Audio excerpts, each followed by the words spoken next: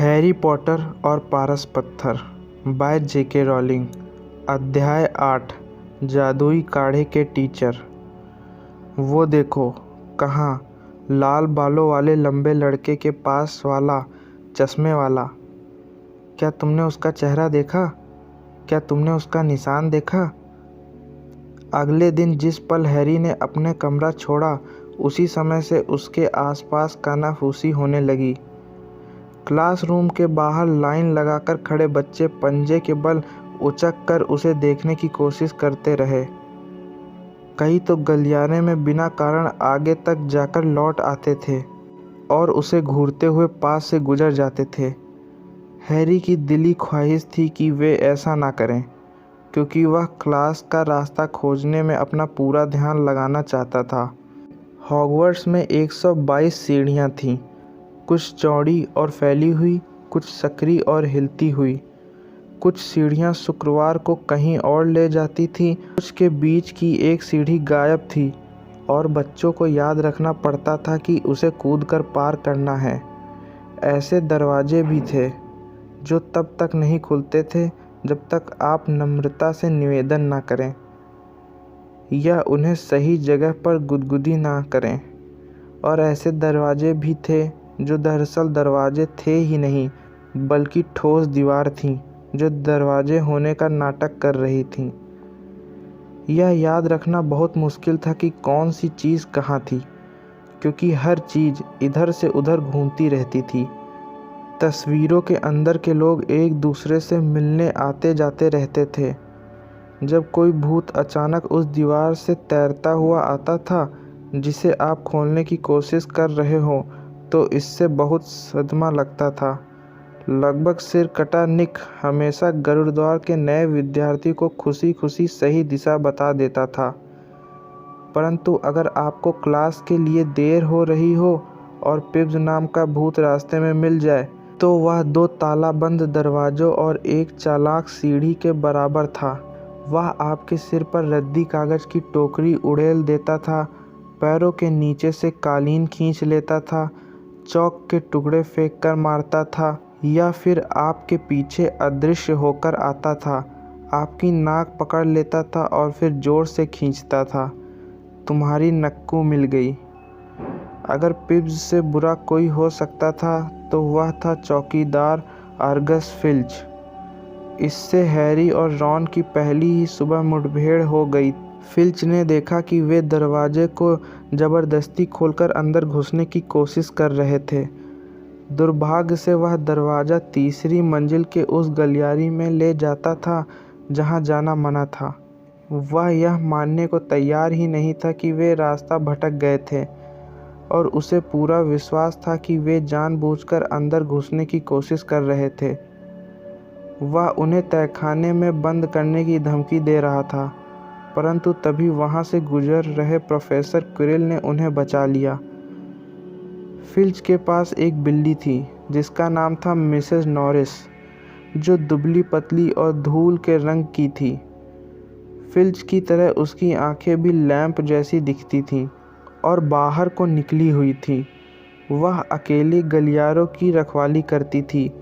अगर उसके सामने कोई नियम तोड़ा, लाइन के बाहर एक कदम भी रखा, तो वह फौरन फिल्च के पास पहुंच जाती थी, जो 2 सेकंड बाद हांफता हुआ टपक पड़ता था। फिल्च को स्कूल के खुफिया रास्तों के बारे में सबसे ज़्यादा जानकारी थी, शायद वीजली बंदूकों को छोड़कर, और इसलिए वह किसी भूत की तरह अचानक टपक पड़ता था। सभी विद्यार्थी फिल्च से नफरत करते थे, और फिर अगर वह कमरा खोजने में कामयाब भी हो जाते तो उसके बाद पढ़ाई का संकट था। हैरी को जल्द ही पता चल गया कि जादू सीखने का मतलब सिर्फ छड़ी हिलाना और कुछ अजीब से शब्द बोलना ही नहीं है। उन्हें हर बुधवार को आधी रात में दूरबीन से आसमान का अध्ययन करना पड़ता था तथा अलग अलग तारों के नाम और ग्रहों की गतियों को याद रखना पड़ता था। सप्ताह में 3 बार वे महल के पीछे वाले ग्रीन हाउस में जड़ी बूटियों का ज्ञान विषय का अध्ययन करने जाते थे, जिसकी क्लास एक गोल मटोल नाटी जादूगरनी लेती थी जिसका नाम प्रोफेसर स्प्राउट था। यहाँ वे सीखते थे कि किस तरह विचित्र पौधों और फफूंदियों की देखरेख की जाए और यह भी कि किस काम के लिए उनका उपयोग होना है। सबसे बोरिंग क्लास थी जादू का इतिहास। यह इकलौती ऐसी क्लास थी जिसे एक भूत पढ़ाता था। प्रोफेसर बीन्स सचमुच बहुत ही बूढ़े थे। जब वे स्टाफ रूम की आग के सामने सो गए थे और अगली सुबह जब वे जागे तो अपने शरीर को पीछे छोड़कर पढ़ाने चले गए। बीन्स बोलते रहते थे, लगातार बोलते रहते थे, जबकि विद्यार्थी नाम और तारीखें लिखते जाते थे तथा एमरिक द ईवल और यूरिक द ऑडवॉल के नाम उलट पुलट देते थे। सम्मोहन के टीचर प्रोफेसर फिल्टविक एक बौने से जादूगर थे, जिन्हें अपनी डेस्क के पार देखने के लिए किताबों के ढेर पर खड़े होना पड़ता था। अपनी पहली क्लास की शुरुआत में उन्होंने रजिस्टर खोला और जब वे हैरी के नाम पर पहुंचे तो उनके मुंह से रोमांच भरी चीख निकली और वे नज़रों से ओझल हो गए। प्रोफेसर मैकगोनागल सबसे अलग थी। हैरी ने सही सोचा था कि वे ऐसी टीचर थी जिनसे पंगा लेना सही नहीं होगा। वे सख्त और बुद्धिमान थीं तथा पहली क्लास में ही उन्होंने विद्यार्थियों को अच्छी तरह से समझा दिया। रूप परिवर्तन बहुत मुश्किल और ख़तरनाक जादू होता है जो आप हॉगवर्ट्स में सीखेंगे, परंतु अगर मेरी क्लास में किसी ने गड़बड़ की तो वह यहाँ से गायब हो जाएगा और फिर लौट कर नहीं आएगा। मैंने आपको चेतावनी दे दी है। फिर उन्होंने अपनी डेस्क को सुअर में बदल दिया और एक बार फिर डेस्क में।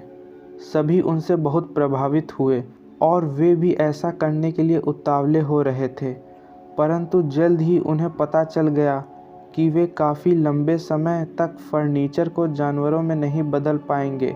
बहुत से मुश्किल नोट बनाने के बाद हर विद्यार्थी को माचिस की एक तीली दी गई और कहा गया कि वे इसे सुई में बदलें। क्लास के अंत तक केवल हरमाइनी ग्रेंजर ही ऐसी थी जिसने अपनी माचिस की तीली का हुलिया बदलने में सफलता पाई। प्रोफेसर मैकगोनागल ने क्लास को दिखाया कि किस तरह यह सफ़ेद हो गई थी और उसकी नोक निकल आई थी। यह कहते समय उन्होंने हरमाइनी को एक दुर्लभ मुस्कुराहट दी। हर विद्यार्थी सचमुच जिस क्लास का इंतज़ार कर रहा था वह थी गुप्त कलाओं से रक्षा। पर क्विरिल का लेक्चर एक तरह का मजाक साबित हुआ। क्लास में लहसुन की बुरी बदबू भरी थी। सब कह रहे थे कि यह उस खून चूसने वाले भूत को दूर रखने के लिए थी जिससे क्विरिल रोमानिया में मिले थे, और वे अब भी डरते थे कि भूत किसी दिन उन्हें पकड़ने के लिए फिर आ जाएगा। क्विरिल ने विद्यार्थियों को बताया कि उन्हें यह पगड़ी एक अफ्रीकी राजकुमार ने तोहफे में दी थी जब उन्होंने उसे एक सताने वाले जिन से बचाया था, पर विद्यार्थियों को उनकी कहानी पर यकीन नहीं हुआ। जब सीमस फिनिगन ने उत्सुकता से पूछा कि किस तरह क्विरिल ने जिन से लड़ाई की थी, तो क्विरिल का चेहरा लाल हो गया और वे मौसम के बारे में बात करने लगे। इसके अलावा विद्यार्थियों ने यह महसूस किया कि क्विरिल की पगड़ी में से एक और अजीब बदबू आती थी और वीजली बंधुओं का दावा था कि पगड़ी में लहसुन भरे हैं ताकि क्विरिल जहां भी जाएं सुरक्षित रह सकें। हैरी को यह जानकर बहुत राहत मिली कि वह बाकी विद्यार्थियों से मीलों पीछे नहीं था। बहुत से बच्चे मगलू परिवार से आए थे और उनकी तरह उन्हें भी मालूम नहीं था कि वे जादूगर और जादूगरनियां थे। सीखने को इतना कुछ था कि रॉन जैसे लोग भी उनसे बहुत आगे नहीं थे। शुक्रवार हैरी और रॉन के लिए एक महत्वपूर्ण दिन था। नाश्ते के लिए बड़े हॉल में नीचे जाते समय वे एक बार भी रास्ता नहीं भटके। आज हमें क्या पढ़ना है? हैरी ने अपने दलिये में शक्कर मिलाते हुए रॉन से पूछा। नाग शक्ति के साथ जादुई काढ़े के 2 पीरियड हैं, रॉन ने कहा। स्नेप नाग शक्ति हाउस के प्रमुख हैं। लोग कहते हैं वे हमेशा उन्हीं का पक्ष लेते हैं। हम अपनी आँखों से देखेंगे कि क्या सच है। काश मैकगोनागल भी हमारा पक्ष लेती, हैरी ने कहा। प्रोफेसर मैकगोनागल गरुड़ दौड़ की प्रमुख थीं परंतु इसके बावजूद उन्होंने पिछले दिन उन्हें ढेर सारा होमवर्क दिया था। और तभी डाक आ गए। हैरी को अब तक उसकी आदत पड़ गई थी, परंतु पहले दिन जब लगभग 100 उल्लू नाश्ते के समय बड़े हॉल में अचानक घुस आए तो वह हड़बड़ा गया था।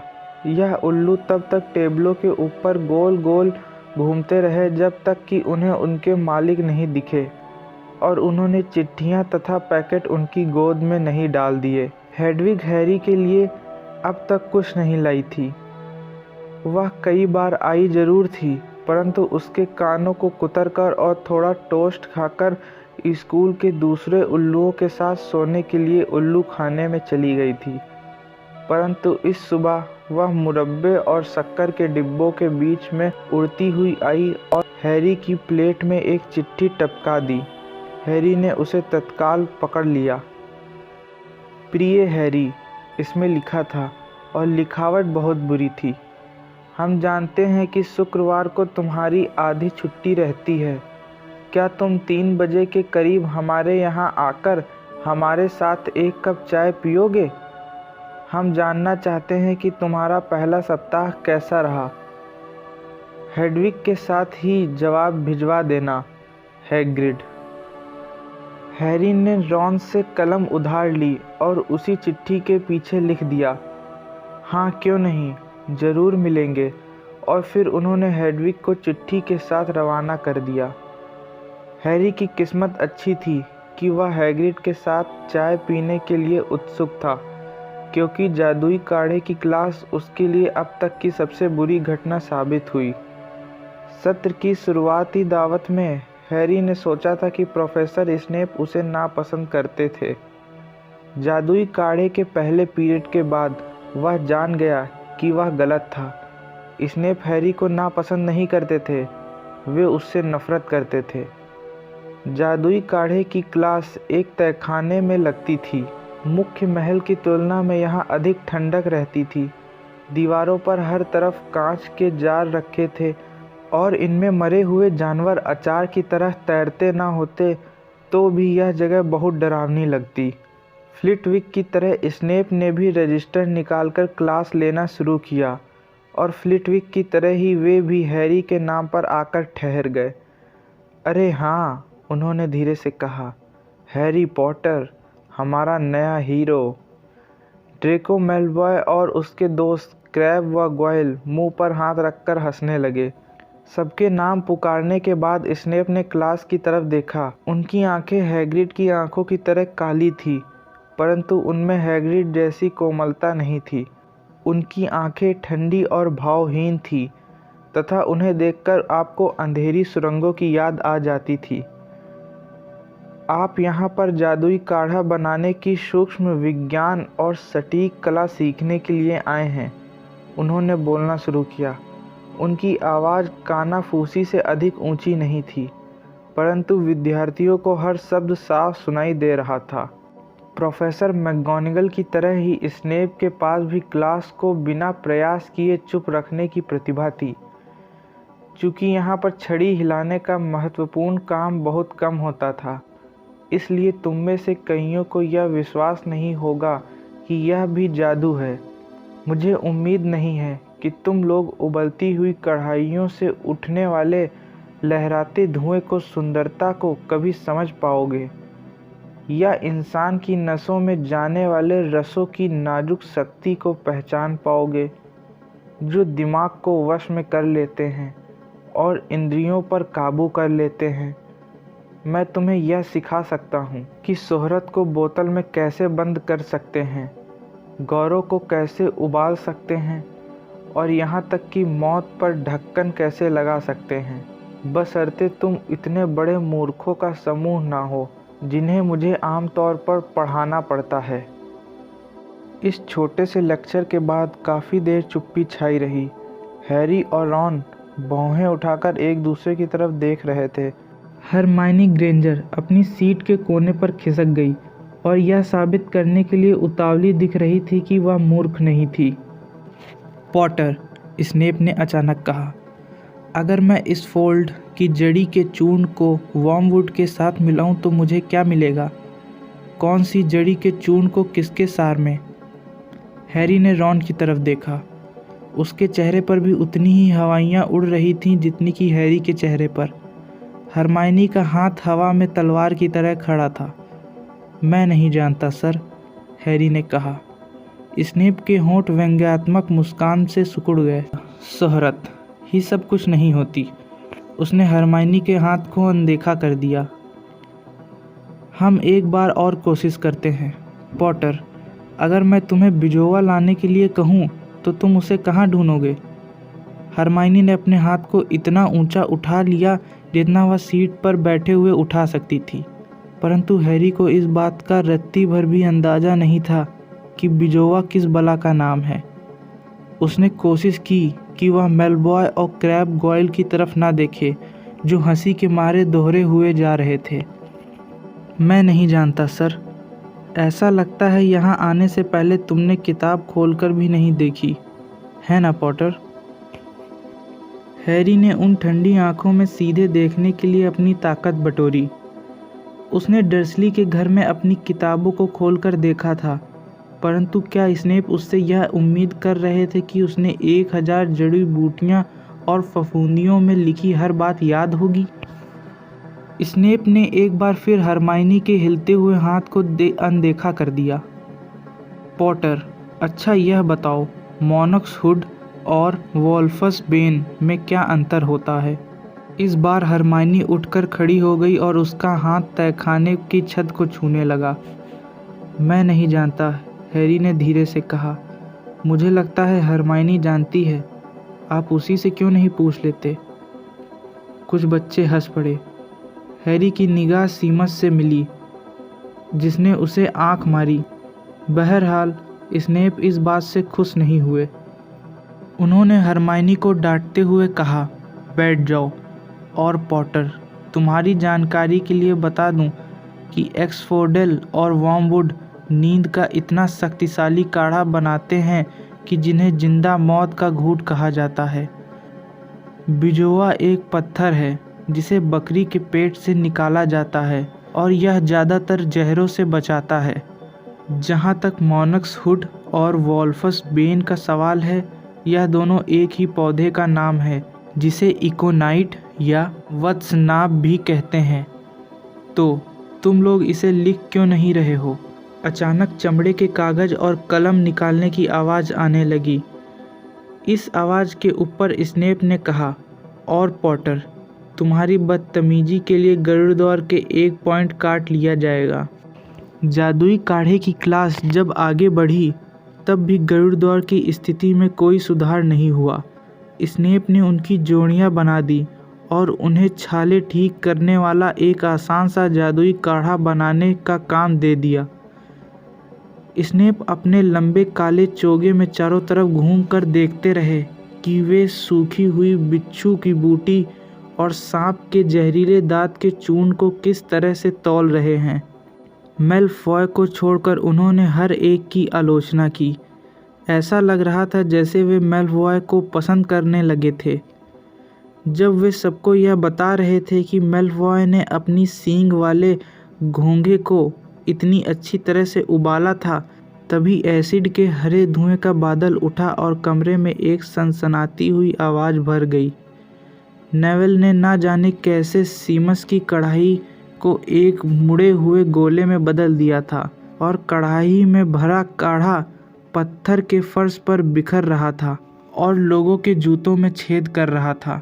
कुछ ही पल में पूरी क्लास अपने स्टूलों पर खड़ी थी, जबकि नेविल, जो कढ़ाई के गिरते समय उस काढ़े से नहा गया था, दर्द से कराह रहा था, क्योंकि उसके हाथ और पैर हर जगह लाल फोड़े हो गए थे।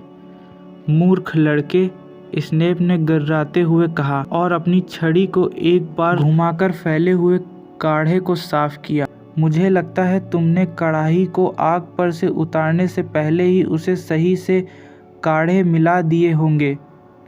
नेविल बिलख रहा था और जब फोड़े उसकी नाक के चारों तरफ उभरने लगे थे, उसे हॉस्पिटल ले जाओ, स्नेप ने सीमस से गुस्से से कहा।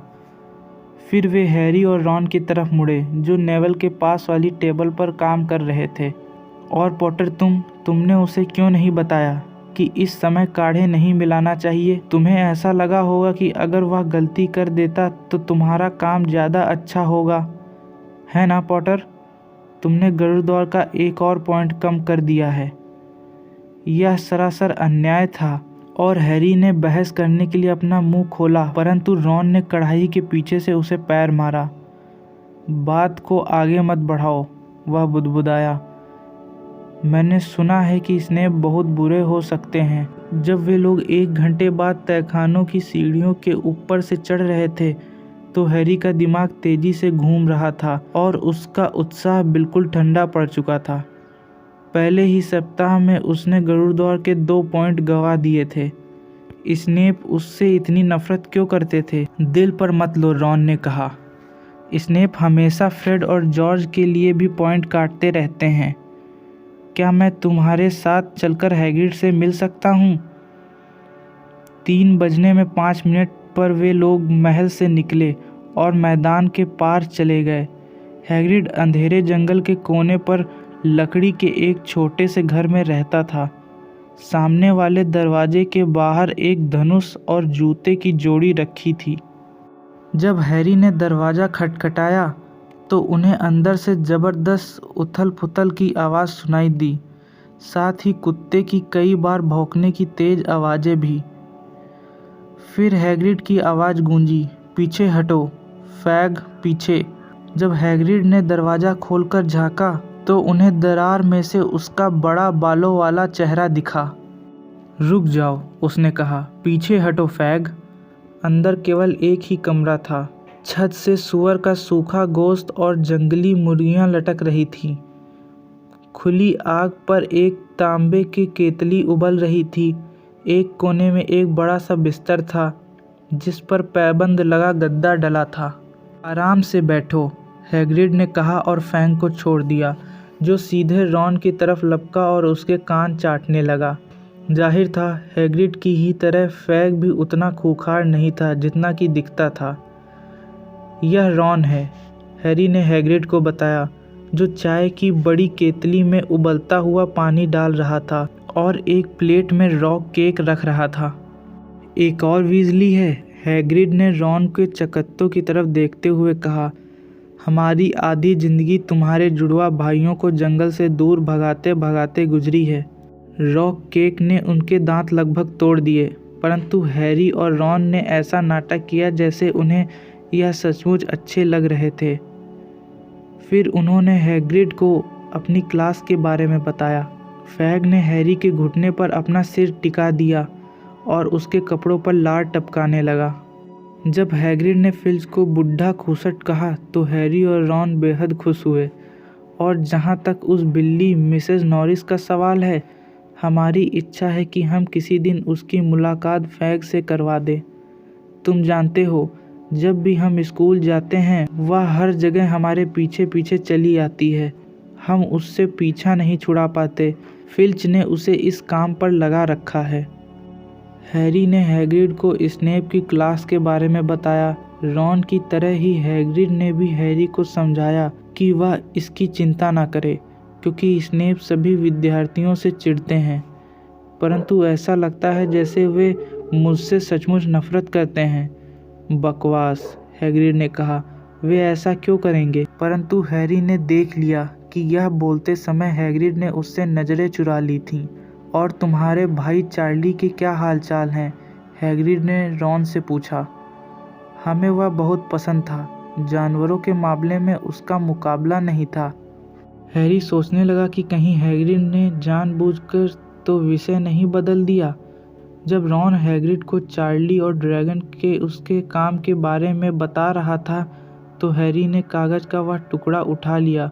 यह दैनिक जादूगर की कटिंग थी। ग्रीन गॉट्स में घुसपैठ की ताज़ा जानकारी। 31 जुलाई को ग्रीन गॉट्स में हुई घुसपैठ के बारे में जांच चल रही है, जिसके बारे में लोगों का मानना है कि यह अज्ञात शैतानी जादूगरों या जादूगरनियों का काम है। ग्रीनगॉट के पिशाचों ने आज दावे से कहा है कुछ भी चोरी नहीं किया गया है। जिस तिजोरी को तोड़ा गया था उसे दरअसल उसी दिन पहले ही खाली कर दिया गया था, परंतु हम आपको यह नहीं बताएंगे कि उसमें क्या था। इसलिए फटे में टांग मत डालो, वरना इसका अंजाम आपके लिए अच्छा नहीं होगा। ग्रीनगॉट्स के पिशाच प्रवक्ता ने आज दोपहर को कहा है। हैरी को याद आया कि रॉन ने उसे ट्रेन में बताया था कि किसी ने ग्रीनगॉट्स को लूटने की कोशिश की थी, परंतु रॉन ने तारीख नहीं बताई थी। हैग्रिड, हैरी ने कहा, ग्रीनगॉट में घुसपैठ मेरे जन्मदिन पर हुई थी। हो सकता है यह उसी समय हो रही हो जब हम लोग वहाँ पर थे। इस बारे में कोई संदेह नहीं था कि इस बार हैग्रिड ने हैरी से नज़रें बिल्कुल नहीं मिलाई, बल्कि घुरघुराते हुए उसी तरफ एक और रॉक केक बढ़ाया। हैरी ने एक बार फिर समाचार पढ़ा। जिस तिजोरी को तोड़ा गया था उसे दरअसल उसी दिन पहले ही खाली कर लिया गया था। हैग्रिड ने तिजोरी नंबर 713 को खाली किया था। अगर आप उसे खाली करना कहें, यानी कि एक गंदे छोटे से पैकेट को बाहर निकालना, क्या चोरों को इसी पैकेट की तलाश थी? जब हैरी और रॉन डिनर के लिए महल की तरफ जा रहे थे तो उनकी जेबों में रॉक केक का वजन था, जिन्हें लेने से वे झिझक के कारण मना नहीं कर पाए थे।